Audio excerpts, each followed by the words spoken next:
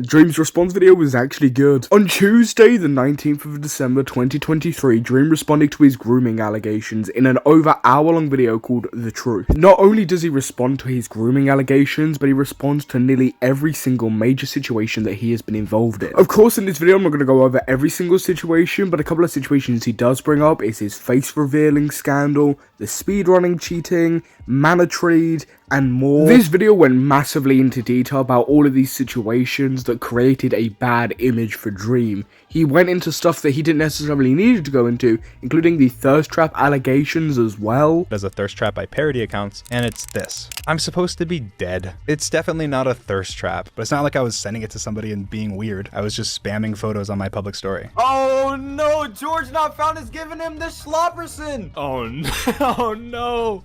Like, yeah. In my opinion, throughout this video, I think Dream portrays a lot of convincing arguments and really goes into thorough detail about some situations that he really didn't need to try and clear up his name and clear up his reputation and image. Even in a good response, there's always going to be negatives, with here a lot of the negatives being just a cringe factor of stuff. I think another great example here is where he speaks about the fact that he only left his house 4 times in the space of a year and gets his mum to confirm this on his channel with 31 million fucking subscribers. My mom, just to give you some perspective from before my face reveal, how many times do you think that I left the house between 2021 and my face reveal?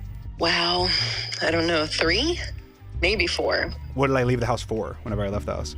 Well, I know you went to the dentist 3 times. Loser! You're a loser! Are you feeling sorry for yourself? But of course, what a lot of people want to hear about is Dream's response to the actual grooming allegations themselves. Yet again, the grooming response is actually separated into chapters from each response to each allegation and each situation within, including the Gumball situation. Straight off the bat, Dream denies every single last one of these grooming allegations. For the Amanda situation, he shows the full chat logs and breaks down a lot of their story and pointing out a lot of inconsistencies with his story, showing the fact that Amanda deleted several messages and only got caught out by the fact they posted these deleted messages by accident. An old TikTok of hers has messages from me that wasn't in her post with the accusations when she showed our messages, but my transcript tried to include those and piece it together. But again, it might not be all of them because I don't know what she deleted. I only know what she deleted from the thing she accidentally showed in her old TikTok of the deleted messages. Amanda, on the other hand, like previously stated, Dream also brings up the Gumball situation. The Gumball situation referring to the altercation between Dream and Nicholas Cantu, who played Gumball on The Amazing World of Gumball. This section goes as far to cover the Uber driver themselves and interview them to get their first-hand experience of what the situation was like between Dream and Nicholas Cantu. What Dream does in this response video as well is contact the authorities several times when people on the burner accounts on Twitter made several claims that they had contacted the police over Dream and filed a police report against him. He's shown full audio calls which proves that they didn't do this and they were also in fact lying. In their post, they said that they called and talked to the Orange County Sheriff's Office about it, and of course they said that to try and like make me look guilty for being like a predator somehow. But I guess I wanted to call and try and get more information, I guess. What's your name?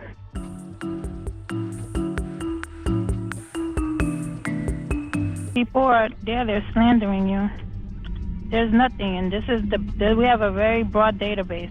Nothing, no interaction. I did last name, first name, last name, nothing. Which, in my opinion, I think improves the validity of a lot of the things Dream's saying. In reference to the burner accounts as well, I felt like unless you've got a complete bias towards Dream, you could tell that they were fake from a mile away. The evidence doesn't piece together, and Dream only highlights this with police recordings and more evidence. Towards the end of this video, Dream has a whole segment where he proves how easy it is to fake evidence to try and frame somebody as a groomer or somebody as a disingenuous person. What do you have to say for yourself? It's irrefutable proof. Look, here it is on a second phone. Prove to me you didn't send me this video. I don't mean to expose you, but you did say this to me.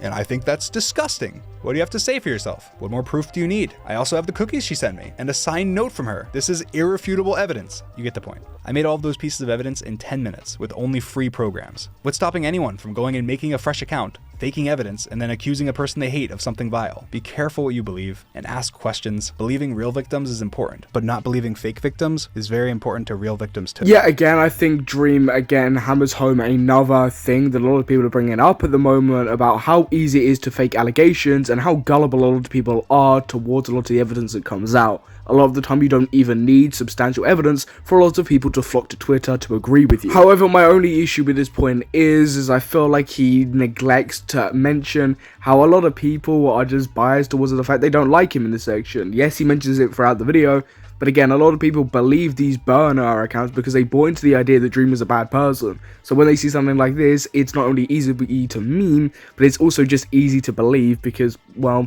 people have already bought into a preconceived notion that Dream is a groomer and Dream is somebody that they don't like. Don't get me wrong, this isn't a completely perfect response video. I think it's impossible to get a completely perfect response video, but I think this does a great job at tackling a lot of the things people have been asking Dream to tackle properly for years at this point. A lot of the things I had problems with was how he was responding to the grooming allegations, more importantly on Twitter, and how it felt like it was an incoherent mess of spurging tweets, which I'm glad that he managed to fix the narrative here and correct a lot of people that were incredibly biased towards him. Don't get me wrong, I think the majority of the consensus here is that Dream posted an incredibly well-formed response video.